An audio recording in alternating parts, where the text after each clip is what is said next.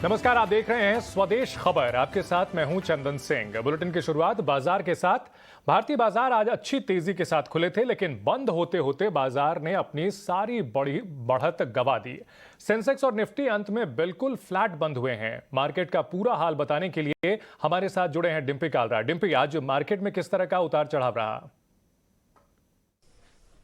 आज बाजार पूरी तरह से एक दायरे में ही ट्रेड करता हुआ दिखा। 18,000 के इर्द गिर्द, 18,100 के इर्द गिर्द ही बाजार आज निफ्टी पे रहा। और जहां तक निफ्टी बैंक का सवाल है, निफ्टी बैंक कोशिश कर रहा था आगे आज किसी तरह से 38,500 550 की रेंज को ब्रेक करके क्लोज कर जाए। खैर, आज के इस पूरे बाजार के अंदर एडवांस डिक्लाइन जहां पे 1200 शेयर नेगेटिव थे, सिर्फ 600 शेयर बढ़कर कामकाज कर रहे थे। उसमें जो सेक्टर्स अच्छे चले या जो सेगमेंट्स अच्छे चले वो था हॉस्पिटल एंड फार्मास्यूटिकल्स। आज हॉस्पिटल के शेयर्स अच्छे थे, तीनों के तीनों मैक्स हों। अपोलो हॉस्पिटल्स के तो खैर नंबर ही आए थे। फोर्टिस भी आज जोरदार मजबूती के साथ चला। इसके अलावा डायग्नोस्टिक से जुड़ी हुई कंपनियां जैसे डॉक्टर लाल पैथ लैब है या फिर शेल्बी है या फिर इसके अलावा कुछ और शेयर्स हैं जैसे कि मेट्रोपॉलिसिस, ये शेयर भी आज बेहतरीन बंद हुए हैं। आज मेटल्स का दिन नहीं था। आज मेटल्स के ज़्यादातर बड़े शेयर्स जिसमें टाटा स्टील, हिंडाल्को, जिंदल स्टील जैसे शेयर शामिल थे, सब के सब टूटे और उसने मेटल इंडेक्स को भी आज कमज़ोर कर दिया। कुल मिला के आज सेक्टोरल चर्निंग के हिसाब से तो आज बाजार के अंदर हॉस्पिटल और फार्मा का दिन था और जो नेगेटिव था वो मेटल्स के लिए था। अब आगे बढ़ते हैं, आईपीओ मार्केट्स की तरफ बढ़ते हैं। आज सिगाची का आईपीओ लिस्ट हुआ। मार्केट के अंदर जोरदार प्रीमियम मिला, 270% से कहीं ज़्यादा का। एसजीएस एंटरप्राइजेस की फ्लैट लिस्टिंग से हुआ और उसने करीब 6% डाउन क्लोजिंग दी है। पीबी फिनटेक जो कि पैसा बाजार और पॉलिसी बाजार.com से जुड़ी हुई कंपनी, उसने 22% का एक अच्छा रिटर्न दिया।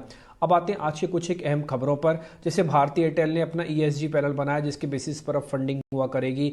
मैक्स वेंचर्स ये कह रहा है कि 51% स्पेशलिटी फिल्म बिजनेस के अंदर वो हिस्सेदारी बेचनी चाहती है। डिक्सन टेक्नोलॉजी में है कि वो बीएसएच के साथ ऑटोमेटिक वॉशिंग मशीन के लिए एक उन्होंने करार किया। ऐसे कुछ एक न्यूज़ आज मार्केट्स खुलने के बाद आती हुई दिखी हैं। अब आते हैं मार्केट्स के आज के गेनर्स कौन कौन से बने हैं। मार्केट के आज के टॉप गेनर्स थे पावर ग्रिड। मार्केट का टॉप गेनर में आज सिप्ला, आईटीसी, ये कुछ एक शेयर्स थे जो आज अच्छे चले हैं। यूपीएल भी एक और शेयर है जो कि आज अच्छा चलता हुआ दिखा। निफ्टी के आज के लूजर्स जो आज नहीं चला वो था कोल इंडिया। जैसे मैंने आपको बताया कि स्टील कंपनीज में से टाटा स्टील ने आज काफ़ी नुकसान पहुंचाया, हिंडाल्को ने नुकसान पहुंचाया और एक ऑटो स्पेस की एक और कंपनी है, थोड़ा कमर्शियल भी है और नॉन कमर्शियल में भी है, वो है आइशर मोटर्स। आज ये भी नहीं चल पाया। मिड कैप कैटेगरी में आज लॉरस लैब का दिन शॉर्ट कवरिंग का था। आज 5 से 6% की मजबूती इसमें दिखी। फोर्टिस में भी शॉर्ट कवरिंग हुई है। आईआरसीटीसी के अंदर भी खबर ये आई कि अब ट्रेनें नियमित रूप से चल पाएंगी, किसी तरह का स्पेशल टैग अब उन पर नहीं लगेगा और सारी की सारी ट्रेन फुल फ्लैज हो गई हैं। तो आईआरसीटीसी ने आज 5-6% की मजबूती दिखाई। बायोकॉन चला तो बायोकॉन के सिस्टर कंसर्न सिंजिन भी आज काफ़ी मजबूती के साथ चली। मिड कैप लूजर्स में मन्नापुरम फाइनेंस जैसे 8-9% ऊपर गया था वैसे 8-9% सीधा नीचे आ गया। इसके अलावा M&M, इमामी जैसे कुछ एक और शेयर्स भी आज कमजोरी की कगार पर दिखे हैं। अब अगर आप कुछ और सेक्टर के हिसाब से देख रहे हैं या फिर इंडेक्स के गेनर्स के हिसाब से देख रहे हैं तो इंडेक्स गेनर्स में आप फार्मास्यूटिकल्स चला जिसमें लीडरशिप थी ग्रैंड फार्मा के पास और इसके अलावा बायोकॉन के पास। एफएमसीजी आज चला तो उसमें रेडिको खैतान के पास आज लीडरशिप थी। आज आईटीसी भी अच्छा चला है। इसके अलावा आईटी के अंदर कुछ मिड कैप कंपनी जैसे एम्फेसिस है, कफोर्ज है, ये अच्छी चली हैं। लेकिन इसके अलावा जहाँ पे नुकसान आज था मेटल्स में, उसमें टाटा स्टील, हिंडाल्को ने काफ़ी नुकसान पहुँचाया। ऑटोस में अमर राजा बैटरी का स्ट्रक्चरल ब्रेकडाउन होने की हो सकता है तैयारी हो जाए, आज तो वीक था। बॉश इंस्पाइट ऑफ दिस की ये एयर प्योरीफायर बनाता है उसके बावजूद भी आज ये चला नहीं। निफ्टी बैंक आज पूरी तरह से रेंज या फिर नेगेटिव ही हो गया। एसबीआई ने आज कोई हेल्प नहीं की। आईडीएफसी और आरबीआई बैंक जैसे वीक बैंक आज कमजोर बंद हुए। तो कुल मिला के मार्केट आज ठहराव का है। इंडिया विक्स, पीसीआर और मार्केट का आज का डेरिवेटिव डाटा ये कहता है कि आज का दिन बाजार को छोड़ कर जाइए। कल जैसे ग्लोबल मार्केट के संकेत मिलेंगे बाजार वैसे ही ट्रेंडिंग होता जाएगा और ये हफ्ता थोड़ा छोटा भी है। शुक्रवार को बाजार की छुट्टी है। शुक्रिया डिम्पी इस पूरी जानकारी के लिए। बढ़ते अगली खबर की ओर। मार्सिलस इन्वेस्टमेंट मैनेजर्स के सौरभ मुखर्जी का मानना है कि बाजार में तेजी बनी रहेगी। सौरभ मुखर्जी की बाजार पर क्या राय है और कौन से शेयर उन्हें पसंद आ रहे हैं, आइए सुनते हैं। अगर आप सिंपल बात मुझसे पूछें कि हमारे देश की इकोनॉमिक ग्रोथ और स्टॉक मार्केट में अगले साल आगे बढ़ेगा या मंदी का माहौल छाएगा, मेरे ख्याल से तेजी का माहौल बरकरार रहेगा। If you have cheap money, and cheap money आज हिंदुस्तान में जिस पैमाने पे उपलब्ध है, सस्ता पैसा आज हिंदुस्तान में जिस पैमाने में उपलब्ध है, ये इतिहास में कभी पहले हुआ नहीं है। हमारे देश को सस्ता कैपिटल की बेहद जरूरत है और आज वो उपलब्ध है। मेरे ख्याल से अगले 1-2 साल में जबरदस्त इकोनॉमिक रिकवरी और मार्केट में तेजी का माहौल बरकरार रहेगा। तो ये हो गया सिंपल लेवल पे स्टोरी। अब थोड़ा सा कॉम्प्लिकेटेड जहां पे स्टोरी बन जाता है कि वो कंसोलिडेशन का डायनामिक, जैसे मैं बोल रहा हूँ हर एक सेक्टर में एक कंसोलिडेशन का माहौल बैठेगा, जहां पे जो कमजोर कंपनी है वो दब जाएगी। रीजनल प्लेयर है, सेकंड रेट प्लेयर है, मैनेजमेंट अच्छी नहीं है, कैपिटल एलोकेशन प्रमोटर जी अच्छी तरह से करते नहीं है, वैसे कंपनी दब जाएंगे। तेजी का माहौल मार्केट में बरकरार रहेगा, लेकिन जो कमजोर फ्रेंचाइज है वो दब जाएगी। तो जो निवेशक का इस प्रोग्राम को वॉच कर रहे हैं, अगर आप हर सेक्टर में टॉप 1 या 2 के चोटी के प्लेयर में निवेश करें, आपका पैसा अगले 2 3 4 साल बढ़िया बनेगा। लेकिन कमजोर प्लेयर की तरफ मत जाए, छोटी पीई मल्टीपल देख के, लो पीई मल्टीपल देख के प्रभावित होकर उस स्टॉक को उठाइए मत। टॉप क्वालिटी फ्रेंचाइज में निवेश करें, आपको फायदा रहेगा। आज शेयर बाजार में 3 कंपनियों की लिस्टिंग हुई है। इनमें पॉलिसी बाजार की पेरेंट कंपनी पीबी फिनटेक, सिगाची इंडस्ट्रीज और एसजेएस एंटरप्राइजेस शामिल हैं। पॉलिसी बाजार को ऑपरेट करने वाली कंपनी पीबी फिनटेक की 17% प्रीमियम के साथ अच्छी लिस्टिंग हुई। इश्यू प्राइस 980 के मुकाबले पीबी फिनटेक का शेयर 1150 पर लिस्ट हुआ। कारोबार के दौरान इसका शेयर करीब 1249 रुपए तक गया। पहले दिन इसके शेयर में 4.49% की तेजी रही। आज लिस्ट होने वाली दूसरी कंपनी की बात करें तो सिगाची इंडस्ट्रीज की आज शानदार लिस्टिंग हुई। 163 रुपए के इश्यू प्राइस के मुकाबले इसका शेयर करीब 2.5 गुना प्रीमियम के साथ 570 रुपए पर लिस्ट हुआ। पहले दिन 5% की तेजी के साथ इसका शेयर 598 रुपए पर पहुंच गया, लेकिन आज की तीसरी लिस्टिंग फ्लैट रही। एसजेएस एंटरप्राइजेस की 540 रुपए पर इसकी फ्लैट लिस्टिंग हुई है। इसका इश्यू प्राइस 542 रुपए था। लिस्टिंग के बाद इसके शेयर में गिरावट देखने को मिली।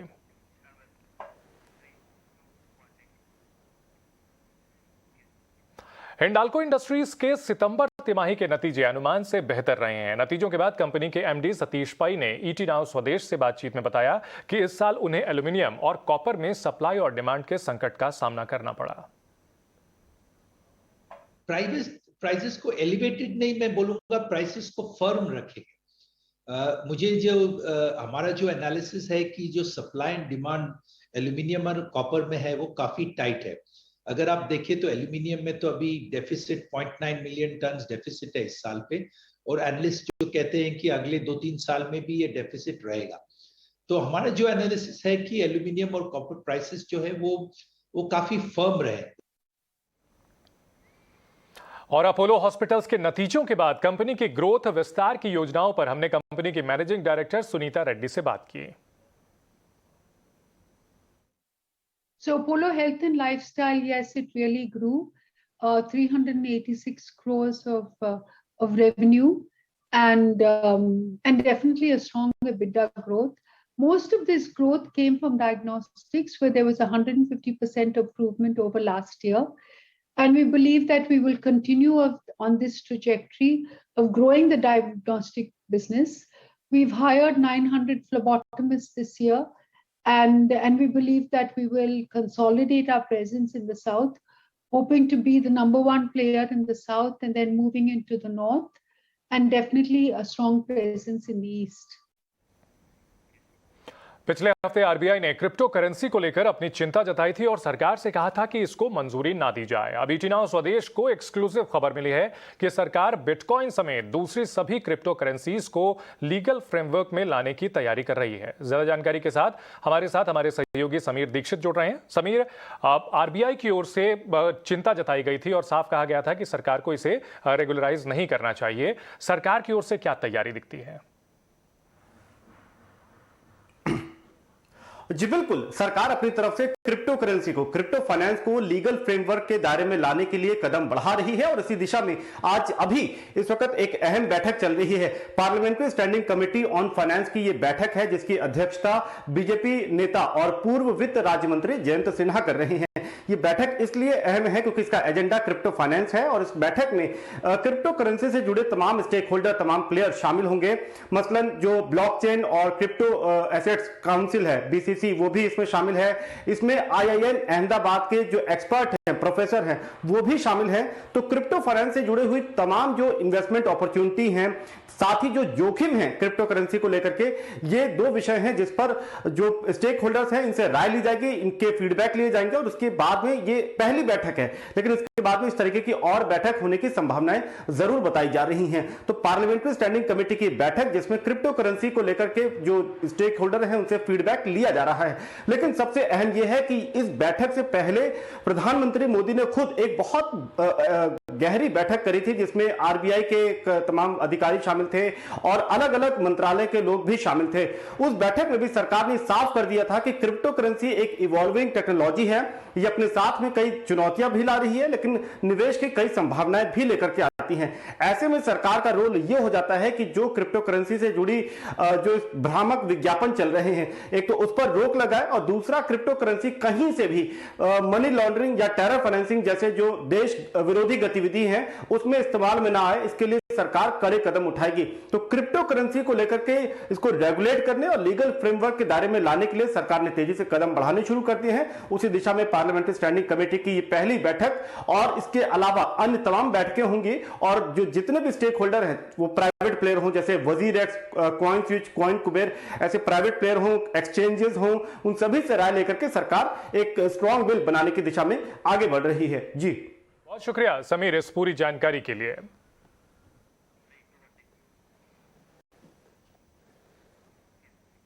कोरोना के बाद आर्थिक ग्रोथ की रफ्तार में तेजी लाने के मकसद से आज वित्त मंत्री निर्मला सीतारमण राज्यों के मुख्यमंत्री और वित्त मंत्रियों के साथ बड़ी बैठक कर रही हैं। आम बजट से पहले इस बैठक को काफी अहम माना जा रहा है जिसमें निवेश और रिफॉर्म के मुद्दे पर राज्यों की भी राय मांगी जा रही है। तो वित्त मंत्रियों की बैठक हो रही है, मुख्यमंत्रियों के साथ बैठक कर रही हैं वित्त मंत्री, राज्यों के वित्त मंत्री भी इसमें शामिल होंगे। कोविड के बाद भारत की अर्थव्यवस्था अब रिकवरी पर है, इसे और रफ्तार कैसे दी जाए इसको लेकर के केंद्र सरकार अब राज्यों के साथ बैठक कर रही है। क्या कुछ कदम उठाए जाएं, खर्च को किस तरह से तेज किया जाए, विकास की रफ्तार को कैसे तेज किया जाए।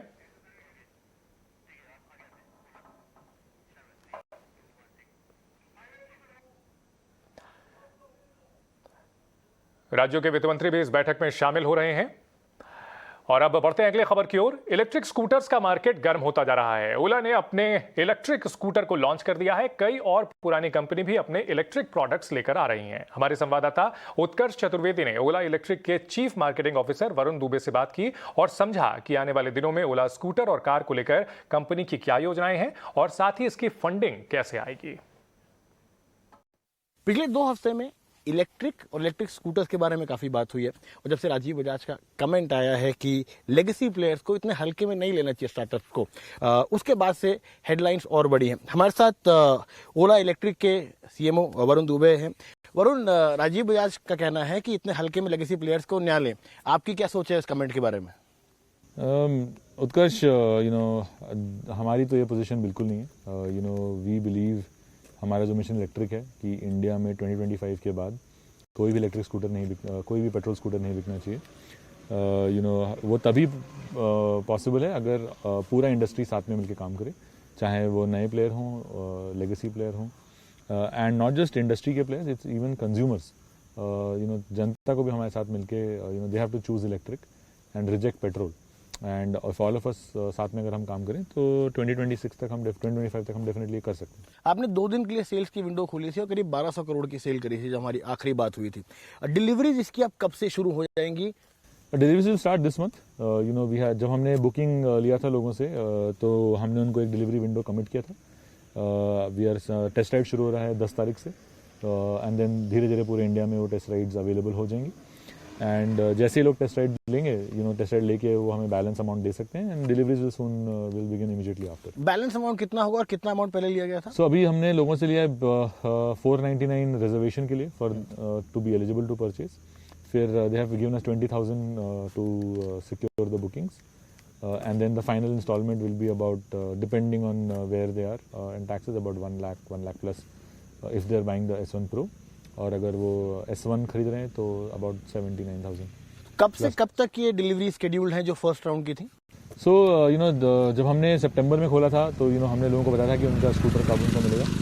एंड लोगों ने I think there are people जिनका दिसंबर में डिलीवरी टेस्ट शेड्यूल है, जैन में है, कुछ का फेब में दिया। हमारी अगर फ्यूचर फैक्ट्री की बात करें, 2.5 मिलियन की फर्स्ट फेज की कैपेसिटी है, उसके बाद 10 मिलियन जाती है। अभी हमारी क्या कैपेसिटी होगी, किस हिसाब से रैंप अप चल रहा है? सो फेज 1 2 मिलियन का है एंड हाँ we are completing phase 1 now and ramp up शुरू हो रहे हैं। So you know in the coming few months we should be at full capacity at phase 1। Semiconductor की दिक्कत से पूरी दुनिया को इम्पैक्ट है, ओला कैसे इससे इम्पैक्टेड है? ये बात तो आपको लगता है कि जो डिलीवरी शेड्यूल थोड़े बढ़ गए हैं उसकी वजह से? ये बात तो डेफिनेटली सच है कि यू नो दुनिया में काफ़ी टाइम से काफ़ी बड़ा सेमीकंडक्टर्स का इशू चल रहा है। यू नो हर कोई इससे इम्पैक्टेड है and there is clearly some impact everybody सबके साथ हो रहा है। हमने काफ़ी कुछ इम्पैक्ट अपने टाइमलाइंस में फैक्टर इन करके दिए थे टाइमलाइंस, सो हमारा इम्पैक्ट शायद थोड़ा कम है compare to some of the other players. So right now बहुत ज़्यादा वेरिएंस नहीं है between our committed timelines and what we are. अभी तो S1 Pro स्कूटर्स हैं, आगे क्या, आपने एक मास मार्केट सूट की बात करी थी, आगे क्या क्या आ सकता है ओला की तरफ से? वी आर जी हम पूरा ईवी का पोर्टफोलियो यू नो बनाएंगे। अभी हमने प्रीमियम स्कूटर S1 लॉन्च किया, हमारा मास मार्केट स्कूटर भी आएगा। सो हमारा रेंज होगा स्कूटर्स का, रेंज होगा बाइक्स का, other two wheeler form factors का भी and obviously eventually cars is well. Cars कब तक आ सकती हैं? अभी के प्लान में कहाँ है? फ्यूचर प्रोडक्ट्स के बारे में आज कुछ ज़रा बात नहीं कर सकते हम। We talk about it once we have some product to show. अच्छा, जो 10 मिलियन की फैक्ट्री है, फ्यूचर फैक्ट्री, उसके लिए तो आपके पास फंडिंग है। जो कार्स की फैक्ट्री आएगी उसके लिए क्या आप एडिशनल फंडिंग देखेंगे उस समय? I mean you know as and when we have more announce on this plan तब हम उसके बारे में बात करेंगे, बट अभी तो we are well capitalised and well funded for our plans. Thank you Varun, बहुत बहुत शुक्रिया हमसे बात करने के लिए। Thank you, always a pleasure. Thank you. हमने आपको बताया कि किस तरह से आज राज्यों के साथ केंद्र सरकार की अहम बैठक हो रही है। वित्त मंत्री राज्यों के मुख्यमंत्री और उनके वित्त मंत्रियों के साथ बैठक कर रही हैं। इस खबर पर ज्यादा जानकारी के साथ हमारे सहयोगी प्रकाश हमारे साथ जुड़ गए हैं। प्रकाश, क्या कुछ खास है आज की बैठक में, क्या कुछ एजेंडे में शामिल है? देखिए, ये बैठक दो लिहाज से काफी अहम है। पहला तो ये कि ये बैठक कोरोना की दूसरी लहर जो है उसके बाद इकोनॉमी में जो तेज रफ्तार हम देख रहे हैं, लगभग तमाम ऐसे सेक्टर्स हैं जहां पे जो डिमांड है वो प्री कोविड लेवल से भी ऊपर चली गई है। ऐसे में एक अच्छी रिकवरी दिख रही है। लिहाजा कैसे इस मोमेंटम को और तेज किया जाए और कैसे निवेश की जो रफ्तार है वो बढ़ाई जाए, उस लिहाज से ये बैठक अहम होने जा रही है। और जो दूसरा पहलू है वो ये है कि बजट से ठीक पहले राज्यों के मुख्यमंत्रियों के साथ और वित्त मंत्रियों के साथ केंद्रीय वित्त मंत्री की बैठक है, जिसमें उनसे ये सलाह मशवरा भी किया जाएगा कि वो किस तरह के सुधार और चाहते हैं, कौन कौन से ऐसे बॉटलनेक्स हैं जिसकी वजह से जो निवेश है उसके रास्ते में दिक्कतें आ रही हैं। लिहाजा उनसे भी उनके सुझाव मांगे जा रहे हैं। तो ये दो पहलू हैं। सबसे पहला तो ये है कि सरकार ये चाहती है कि प्राइवेट इन्वेस्टमेंट बढ़े। सरकार ये चाहती है कि जो कैपिटल एक्सपेंडिचर का टारगेट है उसको पूरा किया जाए, बल्कि उसमें और बढ़ोतरी की जाए, और इसको केंद्र सरकार ने अपने लेवल पर दिखाया भी है। लिहाजा वो राज्यों से भी इस बात की उम्मीद कर रही है कि कैपिटल एक्सपेंडिचर में तेजी दिखाई जाए, ताकि जो निवेश आधारित ग्रोथ है वो देखने को मिले। साथ ही साथ जो केंद्र सरकार ने रिफॉर्म्स मेजर्स लिए हैं उसको उसी लेटर एंड स्पिरिट के साथ जो है केंद्र राज्य सरकारें लागू करें।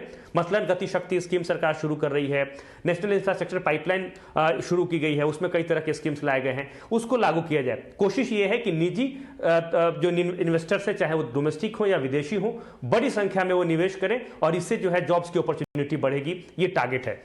इसके अलावा सरकार ये भी फोकस कर रही है कि जिस तरीके से आने वाले कोविड के बाद हमने ये रिकवरी दिखी है, उसी तरीके से कौन कौन से ऐसे बॉटलनेक्स हैं, जैसे कि सबसे अहम यह है कि सरकार ये चाहती है कि लैंड एक्विजिशन के मसले पर केंद्र राज्य जो हैं वो बड़े कदम उठाए, ताकि बड़े निवेश के रास्ते में जो दिक्कतें हैं वो दूर हो। जो कंपनी बड़ा निवेश करना चाहती है उसको जमीन अधिग्रहण जो है आसानी से करके दिया जाए, लैंड बैंक तैयार किया जाए। इसके अलावा इंडस्ट्री को आसान टैरिफ पे, सस्ते टैरिफ पे जो है वो इलेक्ट्रिसिटी मिले, इसके लिए बड़े कदम उठाने की जरूरत है। और साथ ही साथ जो रिफॉर्म्स केंद्र सरकार ने लिए हैं उसी तर्ज पर राज्य सरकार भी अपने यहां से जो दिक्कतें हैं उसको दूर करे, ताकि इकोनॉमी की जो रफ्तार है उसको और बढ़ाने में मदद मिल सके। उस पर यह बैठक हो रही है। 7 बजे वित्त मंत्री एक प्रेस कॉन्फ्रेंस करेंगी और क्या क्या फैसले लिए गए हैं इसकी जानकारी देंगी। ठीक, बहुत शुक्रिया प्रकाश इस पूरी जानकारी के लिए। बढ़ते हैं अगली खबर की ओर। पेट्रोल डीजल पर एक्साइज ड्यूटी भले ही कम हुई है, लेकिन इसका कारोबारियों को बड़ा फायदा नहीं मिल पा रहा। अभी भी ट्रांसपोर्ट की लागत काफी बढ़ी हुई है।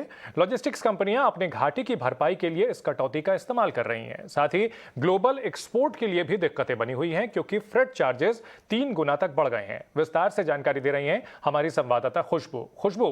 फ्रेट चार्जेस को लेकर के क्या कुछ अपडेट है? सरकार की जो एक्साइज ड्यूटी की कटौती हुई है पेट्रोल डीजल में, उसका ज्यादा फायदा बिजनेसेस को नहीं मिल रहा है। दरअसल जो फ्रेट चार्जेस हैं वो अभी भी ऊंचे हैं। हमने एक्सपोर्ट यूनियन से बात की, एक्सपोर्ट फेडरेशन से बात की और कुछ लॉजिस्टिक कंपनियों से बात की है। उनका कहना है कि जो एक्साइज ड्यूटी की कटौती है उससे सिर्फ मामूली फर्क पड़ा है। मसलन अगर घरेलू ट्रांसपोर्ट की बात करें तो उसमें सिर्फ 3 से 4% तक की ही गिरावट आई है चार्जेस में। हालांकि वो भी वॉल्यूम और डिमांड कम होने की वजह से आई है त्योहारों के बाद। उसके साथ ही जो लॉजिस्टिक कंपनियां हैं वो इस कटौती को अपने घाटे की भरपाई करने में इस्तेमाल कर रही हैं। और इसके अलावा अगर हम ग्लोबल एक्सपोर्ट्स की बात करें तो वहां पर भी जो फ्रीट चार्जेस हैं, कंटेनर फ्रीट चार्जेस हैं, वो 3 गुना तक बढ़े हुए हैं। एक्सपोर्टर्स का कहना है कि उनके लिए लागत अभी भी 20 से 25% ज्यादा बनी हुई है। हमने टीसीआई एक्सप्रेस से बात की, उन्होंने कहा है कि नियर टर्म में ग्राहकों को फायदा होता हुआ नहीं दिख रहा, क्योंकि क्रूड की कीमतों पर ज्यादा डिपेंडेंसी है फ्रीट के भाव की, और उसमें अभी कोई भी नरमी देखने को नहीं मिल रही है। बल्कि आगे छोटी अवधि में कोई राहत तो नहीं दिखेगी, लेकिन अगले साल कीमतें और बढ़ जरूर सकती हैं। एक्सपोर्टर से बात की हमने Federation of Indian Export Organisation से। उन्होंने कहा कि कॉटन, फर्नीचर, ग्रेनाइट, मार्बल, इस तरह के जो बिजनेसेस हैं, जो ज्यादा वॉल्यूम वाले बिजनेस हैं, उनमें भी अभी काफी नुकसान देखने को मिल रहा है एक्सपोर्ट के फ्रीट की वजह से, क्योंकि इनपुट कॉस्ट बढ़ी हुई है और वो उसका जो कॉस्ट इफेक्टिवनेस है वो अपने ग्राहकों तक पास नहीं कर पा रहे हैं, क्योंकि वो काफी ज्यादा बढ़े हुए हैं। बहुत शुक्रिया खुशबू इस पूरी जानकारी के लिए। बढ़ते हैं अगली खबर की ओर। देश में थोक महंगाई दर यानी WPI में बढ़ोतरी दर्ज की गई है। ईयर ऑन ईयर बेसिस पर थोक महंगाई दर अक्टूबर में 12.54% रही, जबकि सितंबर महीने में यह 10.66% पर थी। Mineral oil, basic metal, food product, crude oil, natural gas, chemicals और केमिकल प्रोडक्ट के महंगे होने की वजह से महंगाई दर में इजाफा हुआ है। वहीं अक्टूबर के अगर रिटेल महंगाई दर के आंकड़ों को देखा जाए तो इसमें मामूली इजाफा हुआ और ये सितंबर के 4.35% से बढ़कर 4.48% पर पहुंची है, जो कि अभी भी RBI की टारगेट रेंज यानी 2 से 6% के बीच है। दिवाली खत्म होते ही दिल्ली धुएं के गुबार में फंस गई है। यहां प्रदूषण ने सांसों पर संकट पैदा कर दिया है। राजधानी दिल्ली ही नहीं, आसपास के शहरों में भी दम घोट रहे प्रदूषण ने हालत खराब कर दी है। ये 3 तस्वीरें आपकी स्क्रीन पर हैं, जो बता रही हैं कि कैसे दिल्ली NCR में अभी प्रदूषण का स्तर है। पहली तस्वीर गाजियाबाद के नेशनल हाईवे की है, धुंध की चादर फैली हुई है। दूसरी तस्वीर दिल्ली की है, जहां कुतुब मीनार और आसपास का इलाका प्रदूषण की चपेट में है। और तीसरी तस्वीर है गुरुग्राम के सिग्नेचर चौक की, जहां हालात बेहद खराब हैं।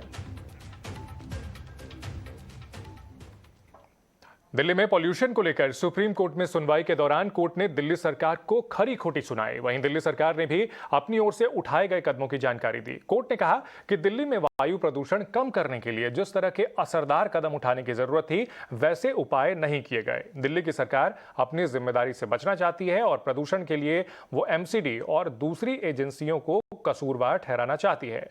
सुप्रीम कोर्ट ने वायु प्रदूषण पर केंद्र सरकार से मंगलवार को आपात बैठक बुलाने के लिए भी कहा है। इस मामले पर ज्यादा अपडेट देने के लिए हमारे साथ जुड़े हैं हमारे सहयोगी गौरव श्रीवास्तव। गौरव, प्रदूषण को लेकर के दिल्ली NCR का हाल बुरा है, इस पर क्या कुछ आज अपडेट रहा है? जी देखिए, बिल्कुल आज सुप्रीम कोर्ट में इस बात को लेकर दिल्ली सरकार को ये प्रस्ताव देना था कि क्या वायु प्रदूषण को कम करने के लिए किसी तरह का लॉकडाउन लगाया जा सकता है। दिल्ली सरकार ने अपने प्रस्ताव में कहा कि लॉकडाउन लगाया जा सकता है, बशर्ते NCR के बाकी हिस्सों में भी साथ ही साथ लॉकडाउन लगाया जाए, ताकि वायु प्रदूषण को कम करने के लिए प्रयास जो हों वो पूरे पड़ जाएं। हालांकि सुप्रीम कोर्ट आज काफ़ी ज़्यादा नाराज़ दिखा दिल्ली सरकार के रवैये पर, जब उससे ये पूछा गया कि उसने अभी तक हलफनामा देने के अलावा प्रदूषण को कम करने के लिए क्या उपाय किए हैं। दिल्ली सरकार ने जवाब दिया कि उसने स्कूल बंद कर दिए हैं, कंस्ट्रक्शन रोक दिया है, जिस पर सुप्रीम कोर्ट ने कहा कि ये नाकाफ़ी है और हमें शॉर्ट टर्म सॉल्यूशन की जगह लॉन्ग टर्म सॉल्यूशन सोचना होगा। दिल्ली सरकार ने के इस जवाब पर यह भी सवाल उठा कि क्या अभी तक सिर्फ 69 क्लिनिकल स्वीपिंग मशीन का ही इस्तेमाल दिल्ली में सड़कों को साफ करने के लिए किया जा रहा है। दिल्ली सरकार ने कहा कि MCD भी जो है सफाई नहीं करता। इस पर सुप्रीम कोर्ट ने कहा कि आप आरोप लगाना बंद कीजिए, आप हमें ये बताइए कि आप जितना रेवेन्यू खर्च करना चाहिए उसमें से कितना हिस्सा विज्ञापन पर खर्च करते हैं और कितना प्रदूषण को दूर करने पर। बहुत शुक्रिया गौरव इस पूरी जानकारी के लिए। स्वदेश खबर में फिलहाल इतना ही। आप बने रहिए ईटी नाउ स्वदेश के साथ।